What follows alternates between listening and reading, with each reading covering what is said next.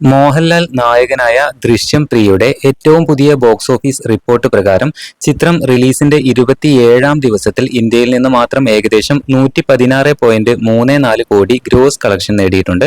ലോകവ്യാപകമായി ചിത്രം ഇതിനകം 236 കോടിയിലധികം ഗ്രോസ് കളക്ഷൻ നേടിയതായി റിപ്പോർട്ടുകൾ സൂചിപ്പിക്കുന്നുണ്ട്. ഇത് 2026ലെ ഏറ്റവും വലിയ മലയാളം ഹിറ്റുകളിൽ ഒന്നായി ചിത്രത്തെ മാറ്റിയിരിക്കുകയാണ്. ചുരുക്കി പറഞ്ഞാൽ ഇന്ത്യയിൽ നിന്നും ഗ്രോസ് കളക്ഷനായിട്ട് 116.34 കോടി, അതുപോലെ വേൾഡ് വൈഡ് ഗ്രോസ് ആയിട്ട് 236 കോടി. 4ാം ആഴ്ചയിലും മികച്ച നിലയിൽ ഇപ്പോഴും ഈ ചിത്രം പ്രദർശനം തുടരുകയാണ്. മോഹൻലാലിന്റെ ജോർജ് കുട്ടി എന്ന കഥാപാത്രത്തിലെ പ്രകടനം ഏറെ പ്രശംസിക്കപ്പെടുന്ന ഒന്നായി മാറിയിരിക്കുകയാണ്. അതുപോലെ തന്നെ ചിത്രത്തിലെ സസ്പെൻസ്, ഇന്റർവെൽ ബ്ലോക്ക്, ക്ലൈമാക്സ് ട്വിസ്റ്റുകൾ നിരവധി പ്രേക്ഷകർ അഭിനന്ദിച്ചിട്ടുണ്ട്.